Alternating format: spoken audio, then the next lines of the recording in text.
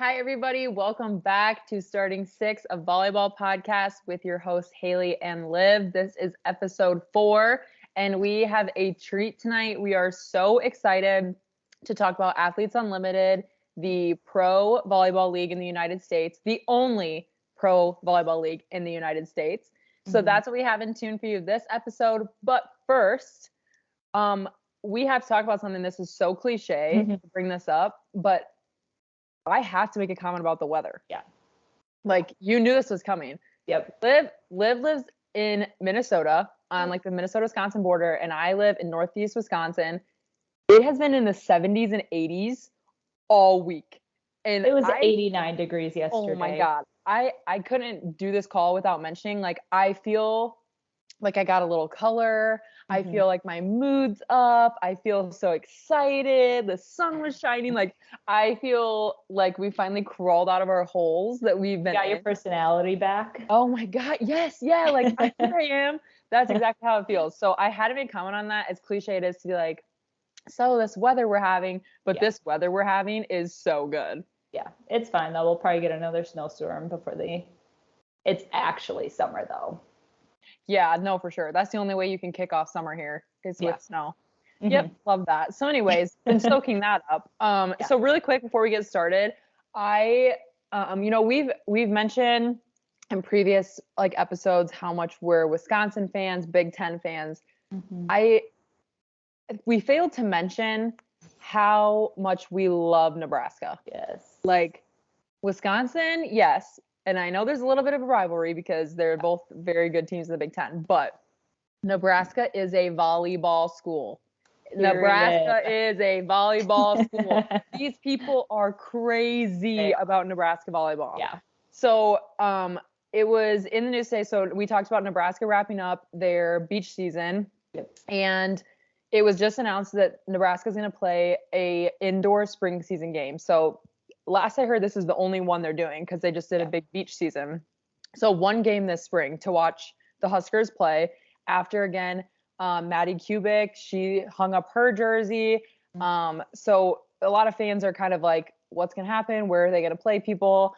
But lots of returners, lots of really strong returners. So Nebraska is going to take on Wichita State at the new Bison Activity Dome in Central City, Nebraska.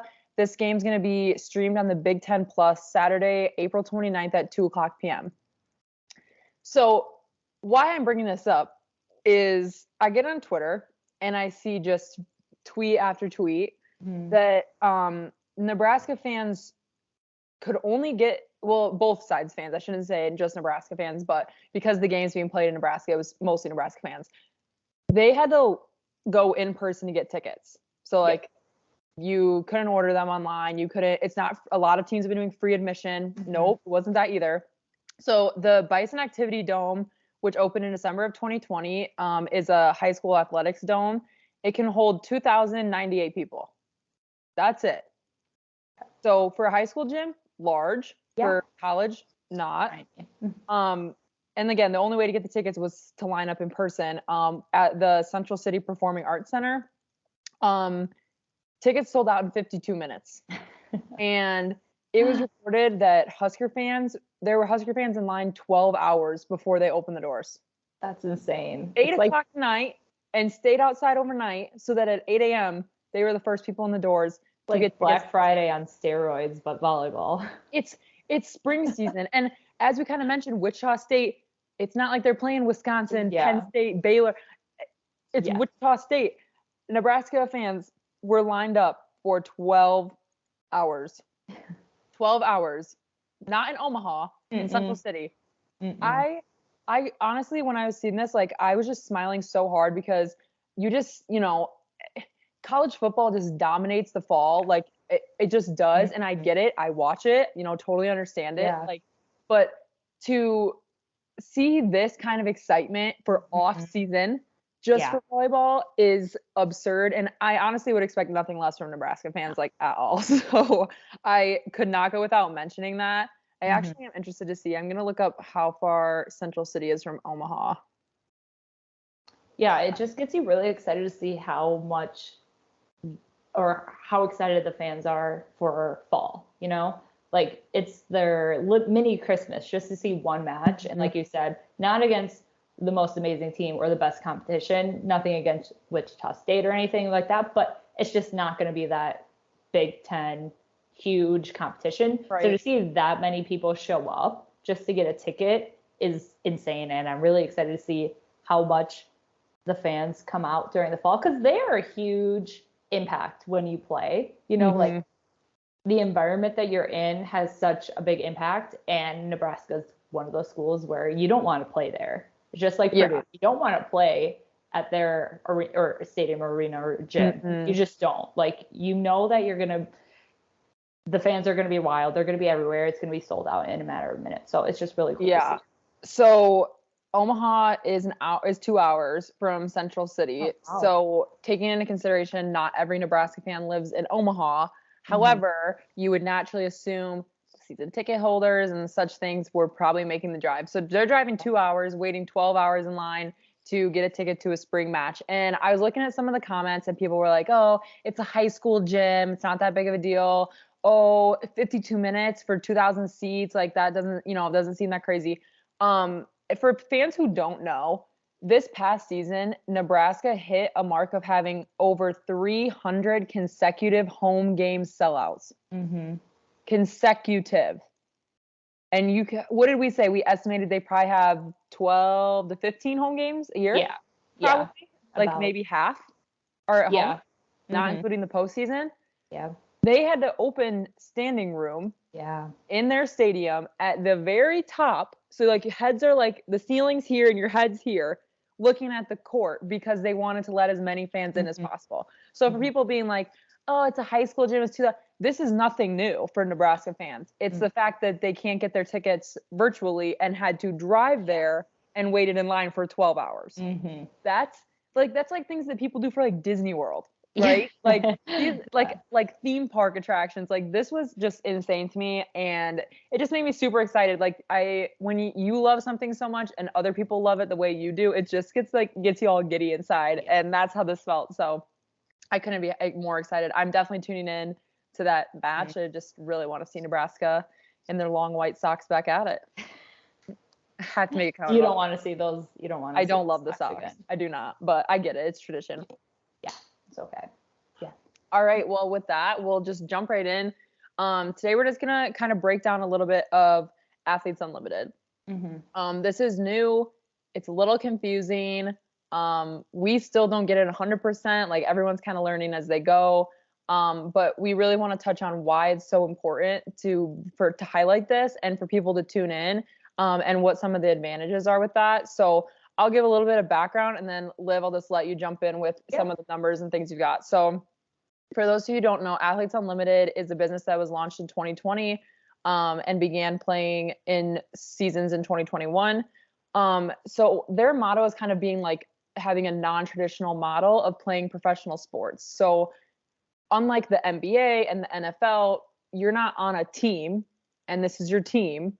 You're a player. So in my opinion, this is just like irony to its fullest, because volleyball, in my personal opinion, and I think a lot of other people agree with me, volleyball is the team sport.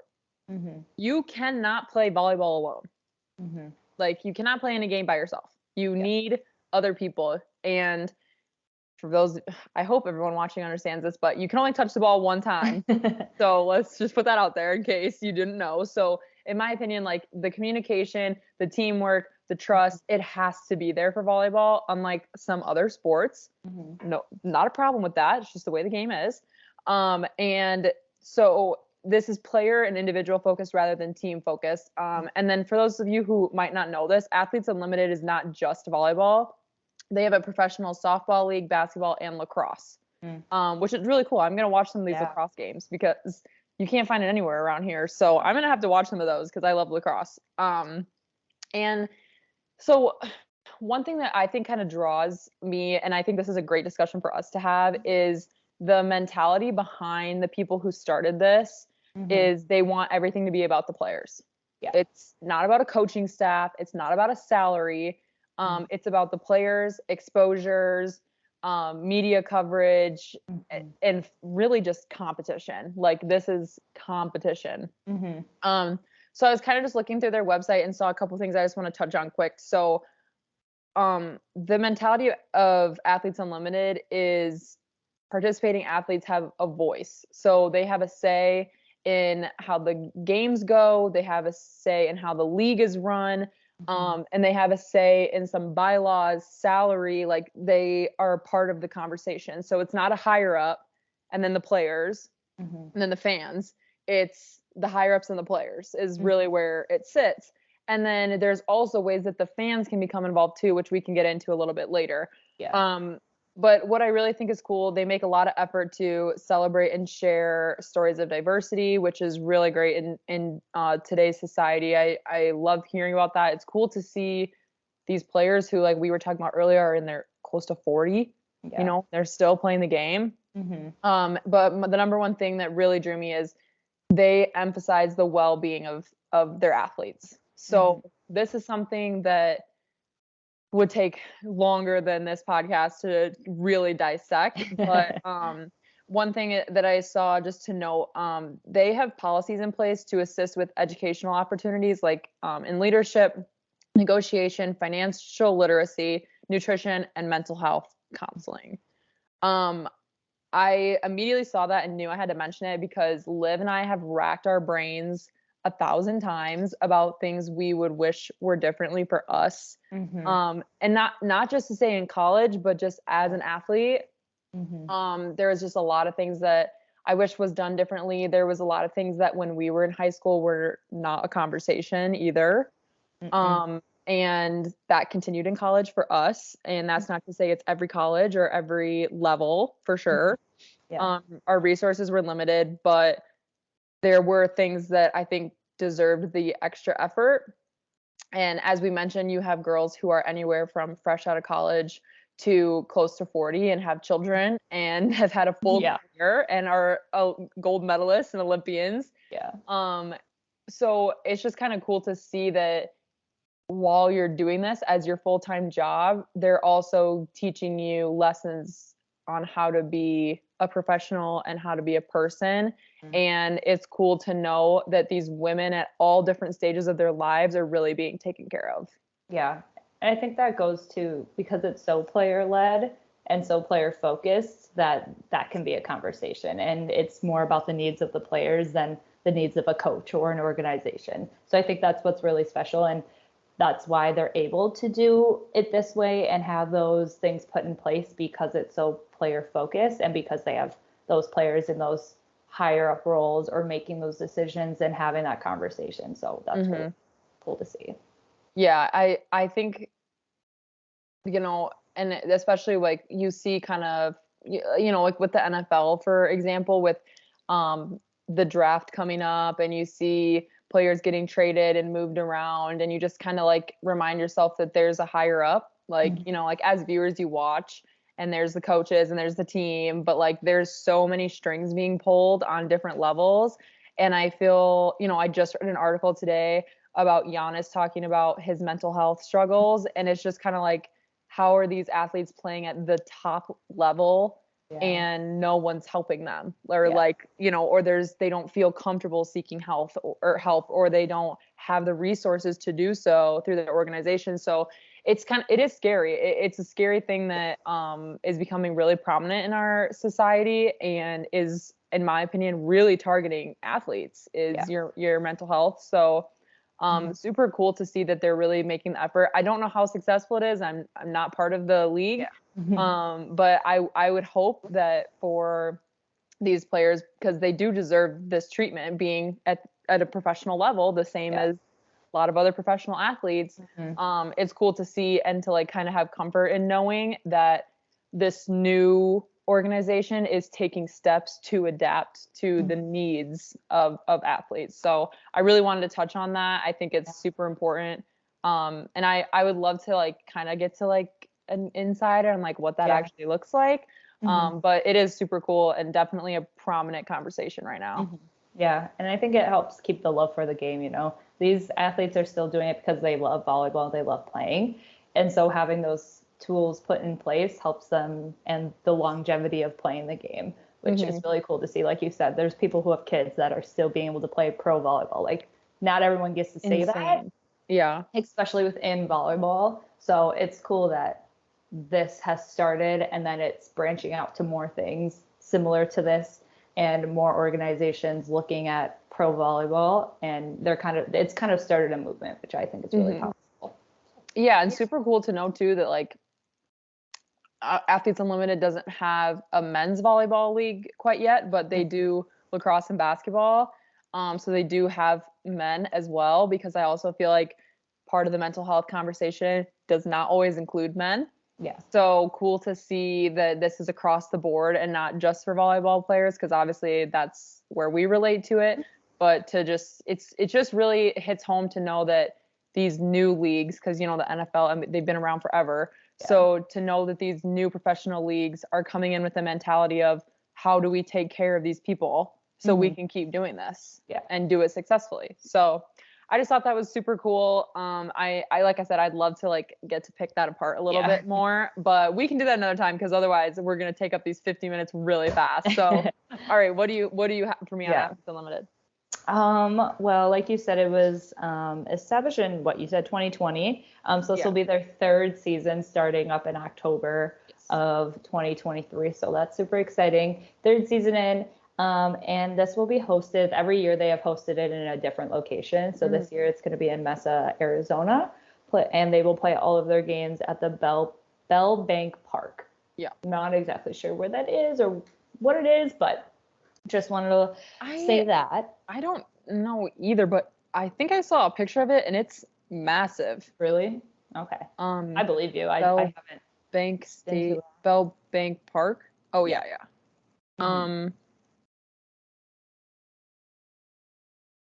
Yeah, it's large. I'll insert a picture on the screen, but it's like a huge sports complex. Yeah, it's massive. That's awesome.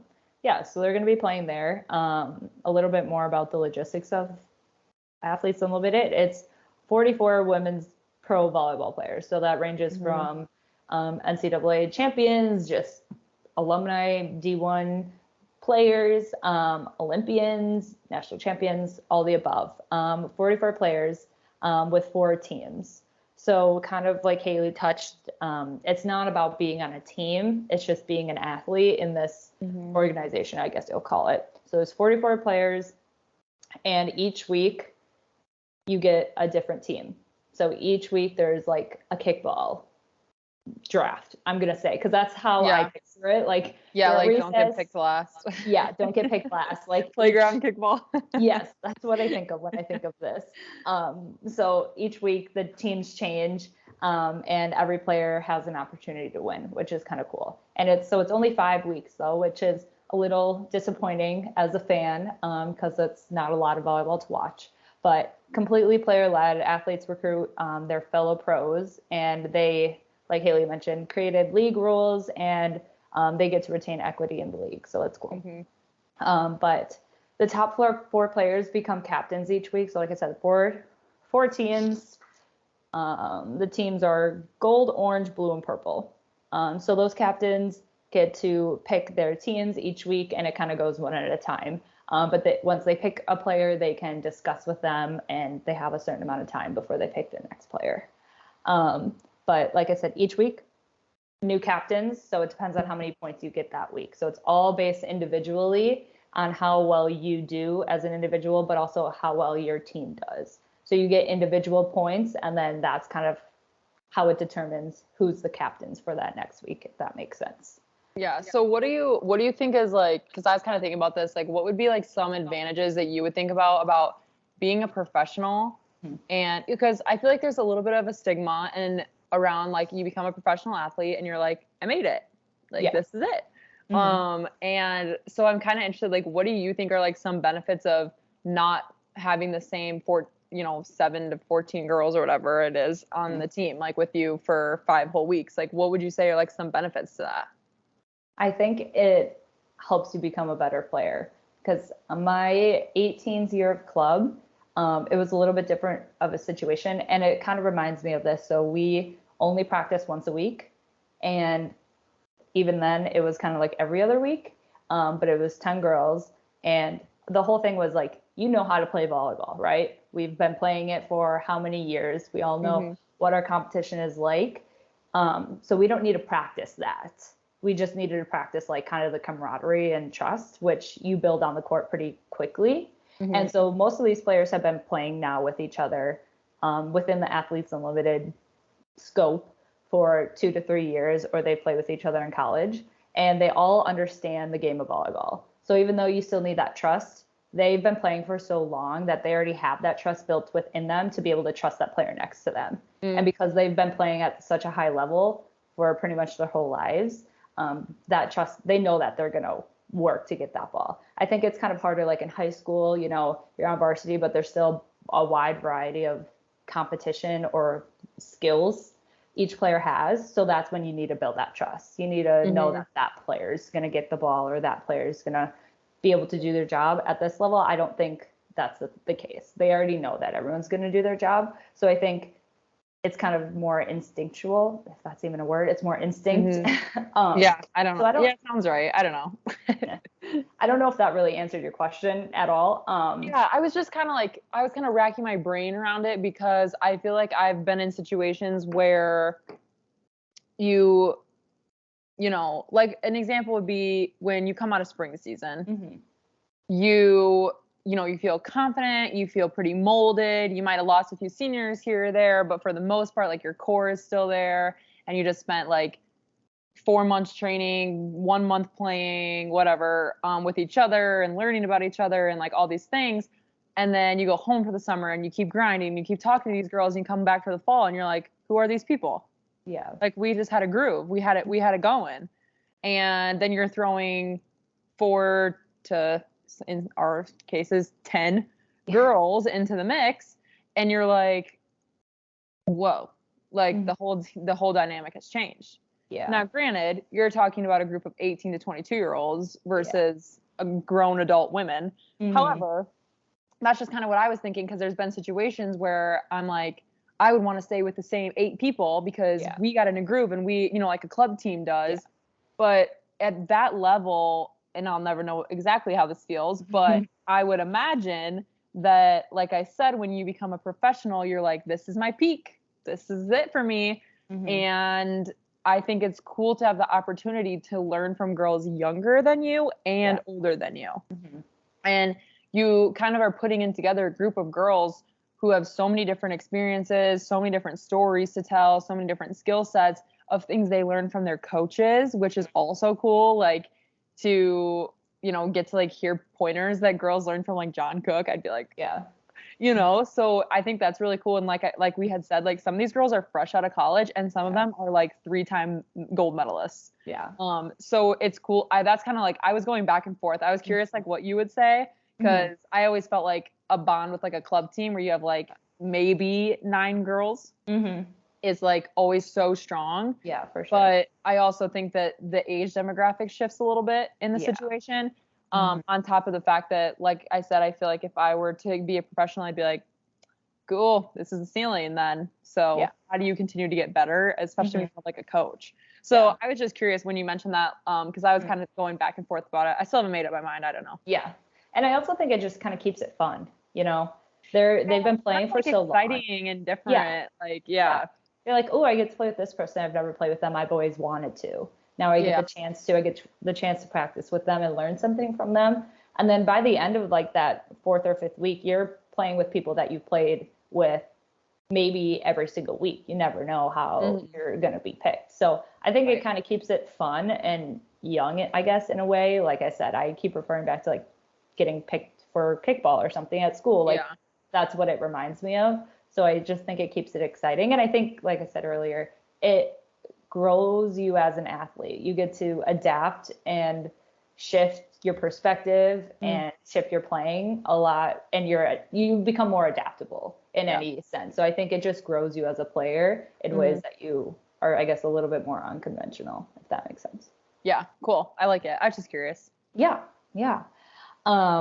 Back to kind of the logistics and how the structure of Athletes Unlimited volleyball works. Like I said, athletes score points as individuals as well as a team, but then there's also chances to win like extra points. You get to win MVP titles and money as well. And that's something that players and fans can vote for. So that's also kind of how fans can be involved in Athletes Unlimited. You can vote for MVP and get people some more points.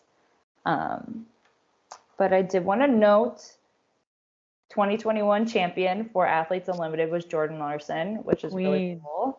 And then the 2022 champion was, I'm going to mess up her name. Last name is De La Cruz.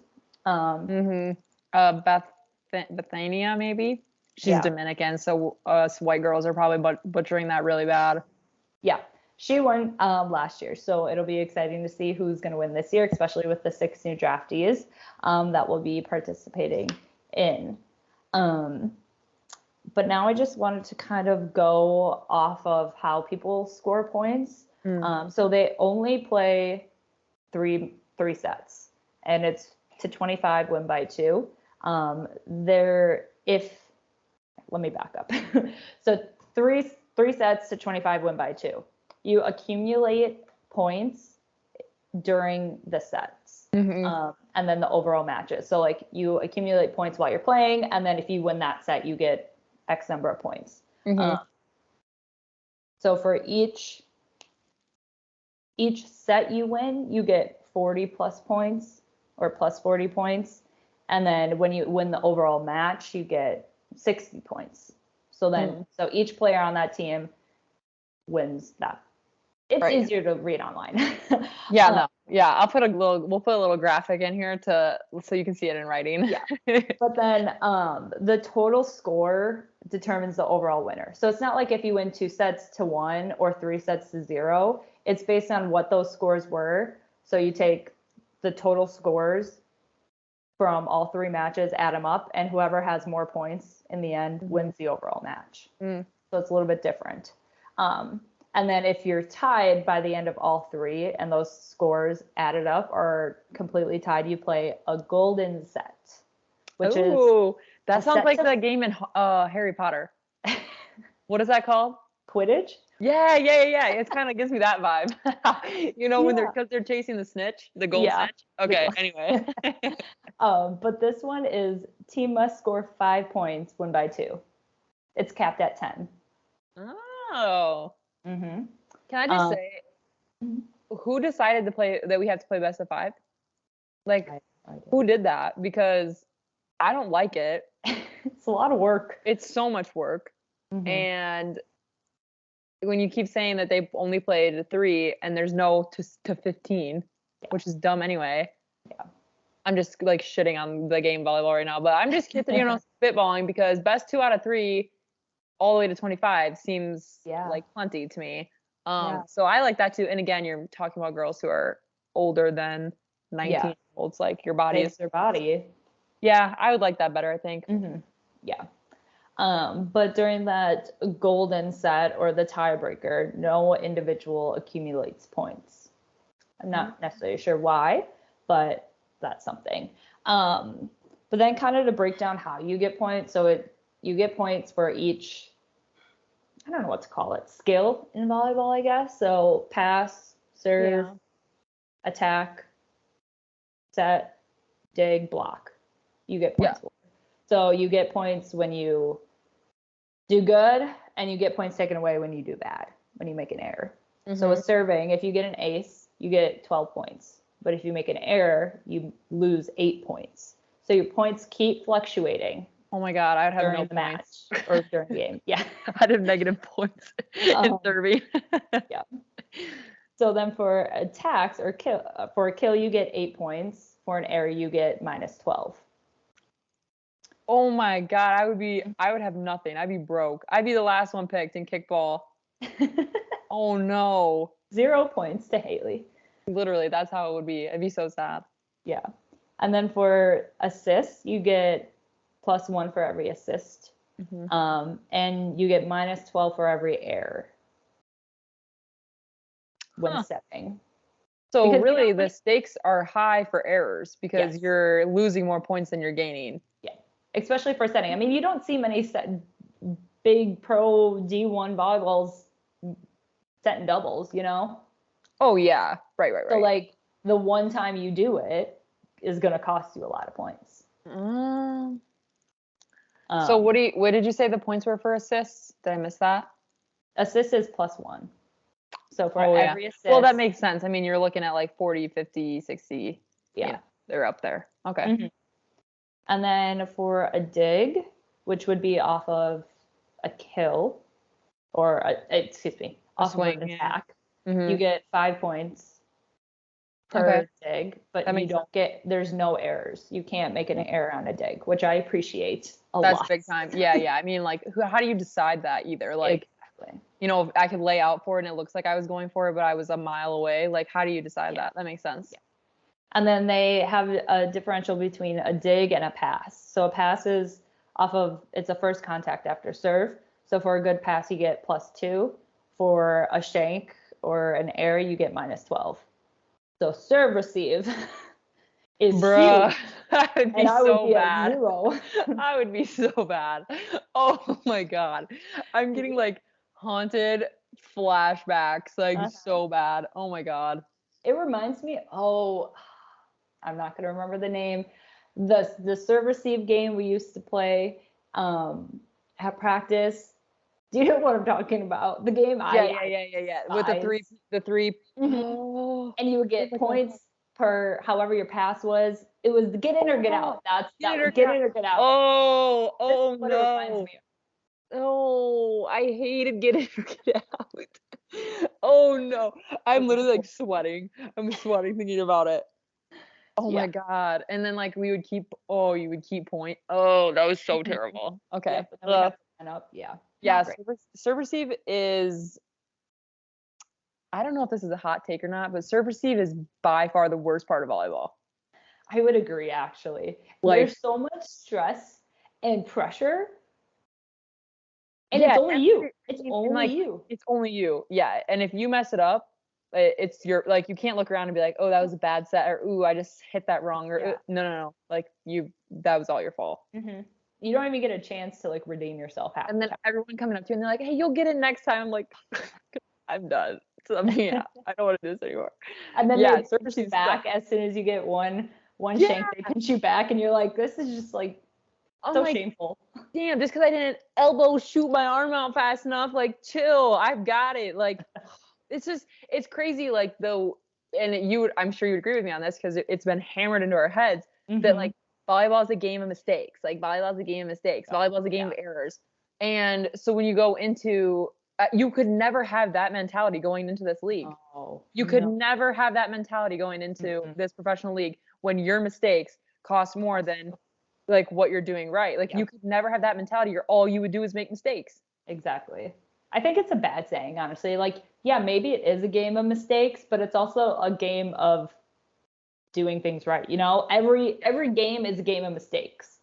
Yeah. It's Oh not yeah. just volleyball. No, Like it's not just in scoring. football, you can throw an interception, you can get sacked. Like it's a game of mistakes as well. So why is it so like drilled into our brains with volleyball? Because then we're only thinking about don't make a mistake. Yeah, there's plenty of ways not to make mistakes. Yeah.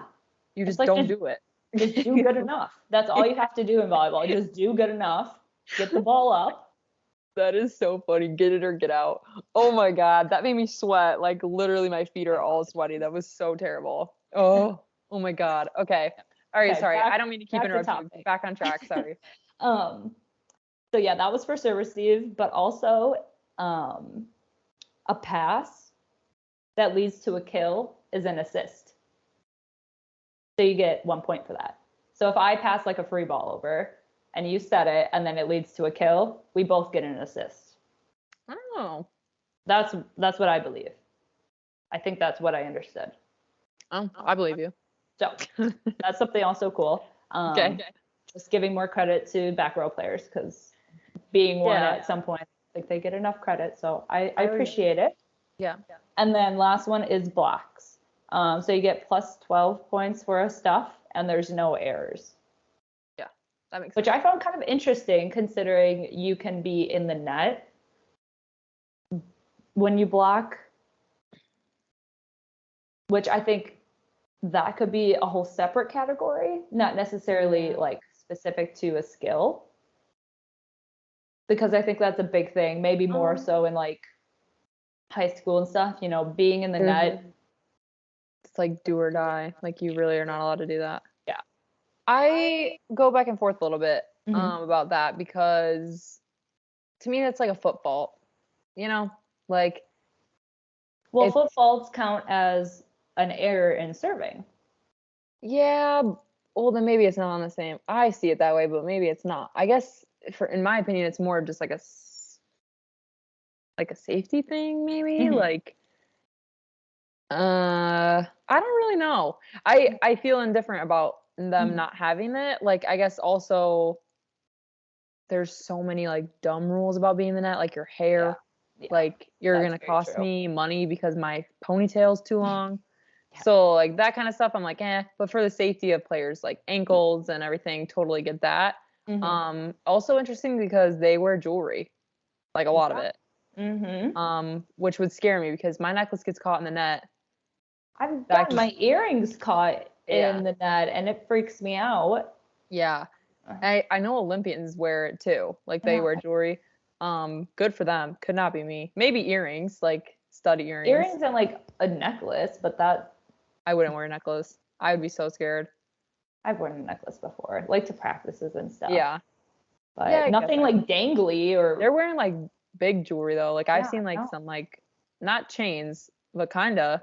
Well, I've But seen it anyway, in like other athletes too. Like I just thinking football of one players, girl that I went to high school with. She is a track runner. That sounded weird. She runs track track for runner. college. Jeez. And she wears like a whole bunch of jewelry. I'm like, you're just running.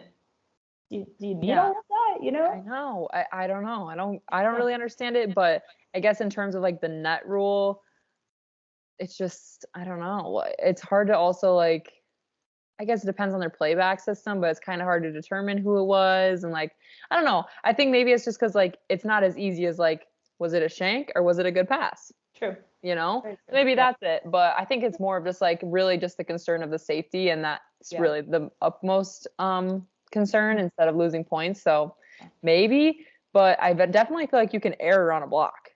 Yeah. I don't know. Or maybe that's another thing that is in our heads that's not true. But Because we were told. I've run sprints for that. Oh yeah. Yeah. So Many a sprints.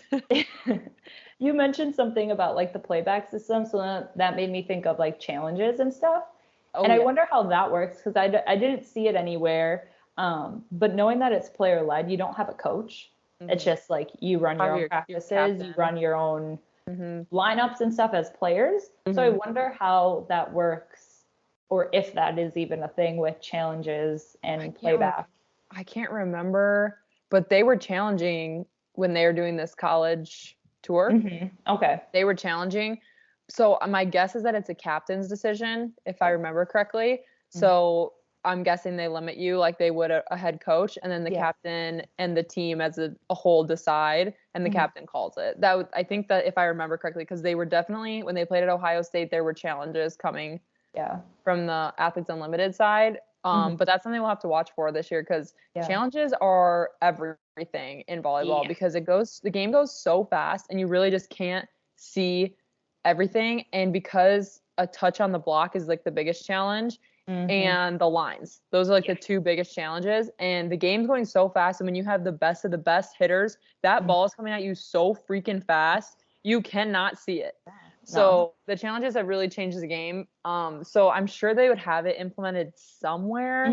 If I had to take a guess, and if they do it, my guess would be the team decides. Like if my teammates are looking at me and they're like, "Dude, that was out," then the captain would probably ultimately decide if they want to use it or not. That would be my guess. Yeah, that's fair. And I know that there's way more rules and regulations and everything. There's like this whole PDF on. They like went very in depth with the structure of Athletes Unlimited for volleyball, like the structure of how they play and why they are doing it this way and everything. Like there's stats and all this stuff. It was really interesting to see how in depth they went with it, instead of just being like, hey, this is what we want to do and we're going to do it because we want to. Like they have the research, they have all the statistics, they have reasons behind it.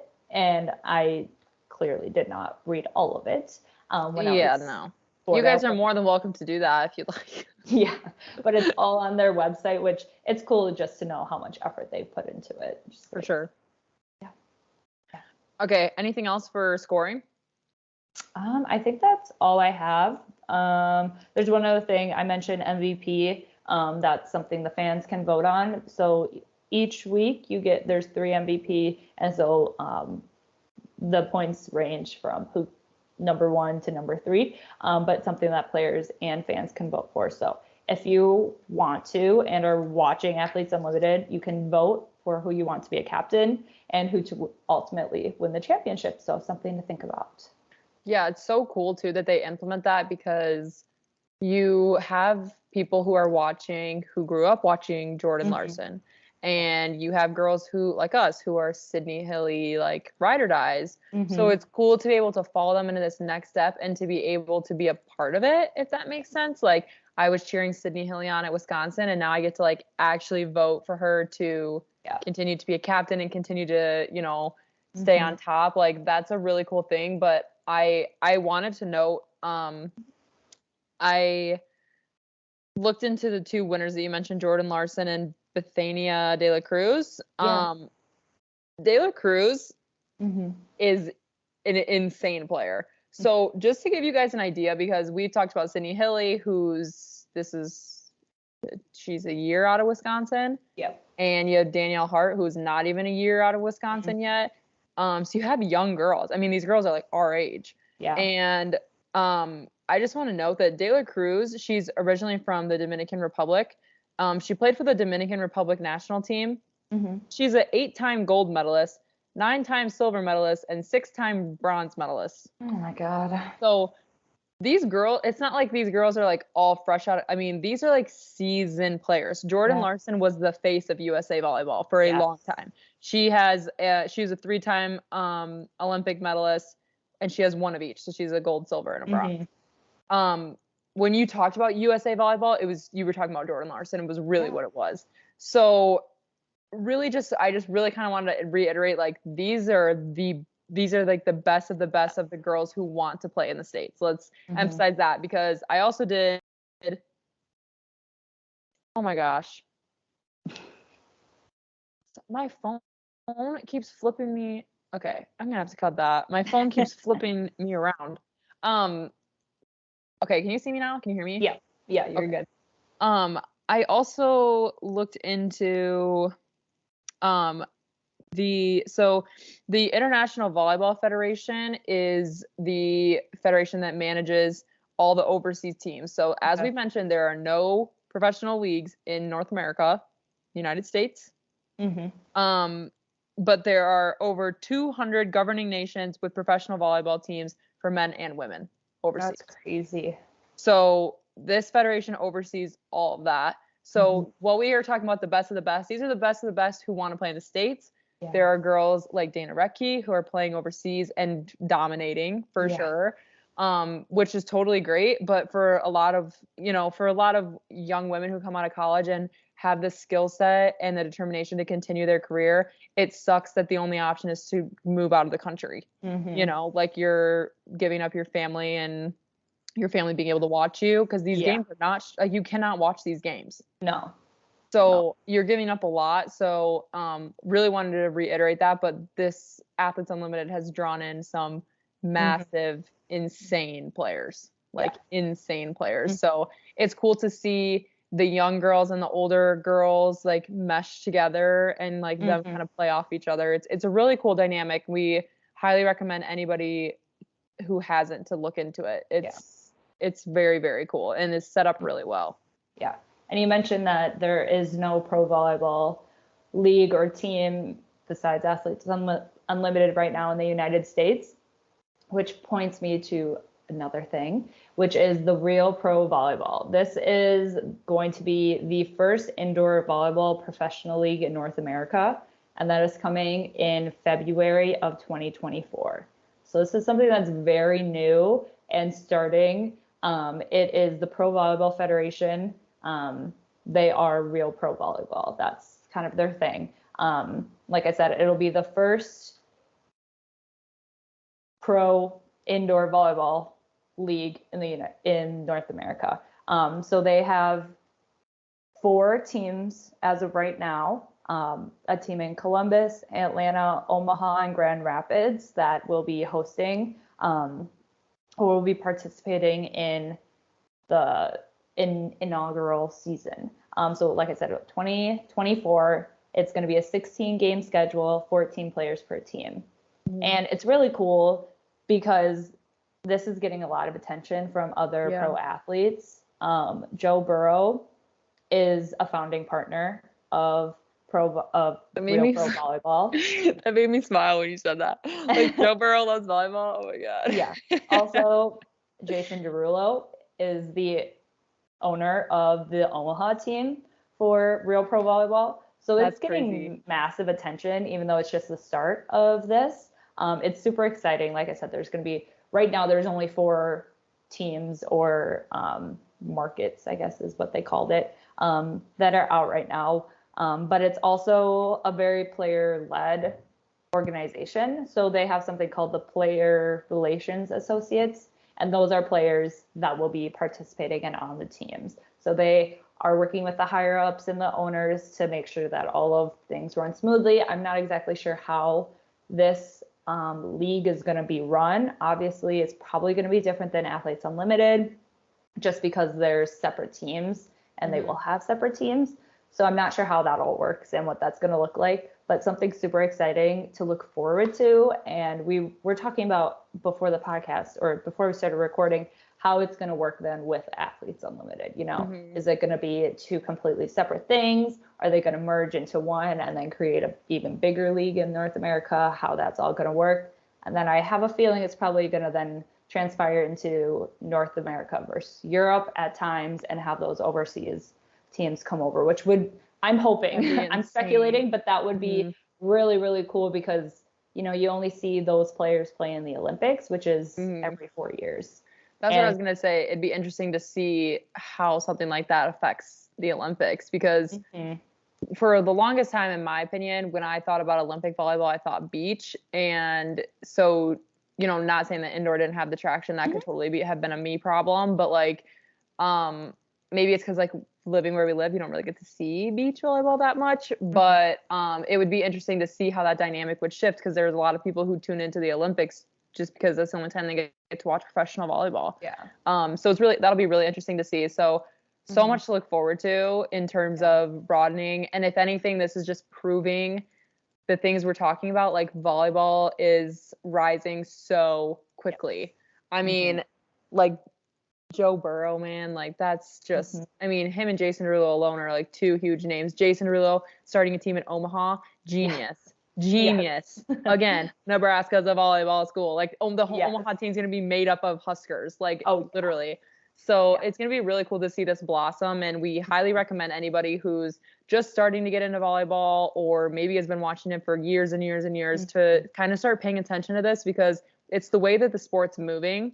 Yeah. And that's not going to take anything away from college by any means, but it is really cool to see that players that you love watching at the college level are going to get a chance to keep going and you get to keep watching them in the way that a lot of NBA players and NFL players and NHL players get to do. You get to keep watching these people you've been watching on college football. You now get to watch them on Sundays. So like it's cool for us to have that opportunity as volleyball fans. So highly recommend getting into it now because this is going to take off fast. Yeah, it's going to grow even faster. And it's just nice to see that, you know, volleyball as well as just women's sports in general is finally getting the respect that it deserves because it was always just men's sports. And now it's finally picking up the pace and getting exposure to women's sports. And it's super exciting, but it's like, finally we have it. And it took a little bit longer than I think anyone had hoped. But once it gets started, it's going to grow like wildfire. So yeah, I loved seeing the attention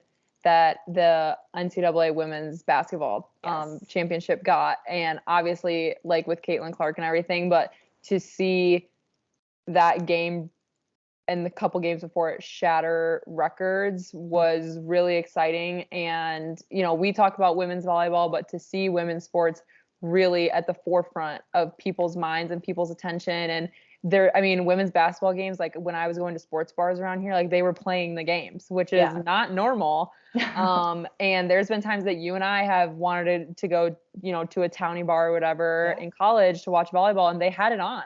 Like without us even asking. Yep. So it's really cool to see not only women's volleyball, but other women's sports really start to kind of march forward and draw more attention than some men's sports. And not taking away from them by any means, because we are fans, don't get me wrong, but it's really cool to see that start to change. And, a reason why we're doing this is to be part of that conversation, because we've been saying this for the longest time, like women's volleyball it's just going to explode one day. And fans are selling it out in person. So the next thing's going to be is dominating the media, which we're going to get into at a later episode, which I'm really excited to talk about that. So all right. Well, if you don't have anything else, no. Good. All right. So that wraps up episode 4 already. So hope you guys took some stuff away. Hope you guys look into this a little bit more, and we'll be doing the same. There's just so much to learn. This is brand new. And hopefully next week we'll get back talking a little bit more college volleyball, a little bit more of our experience. But that'll do it for this episode. So thank you guys again for subscribing and for tuning in. And we appreciate you guys so much. Thank you.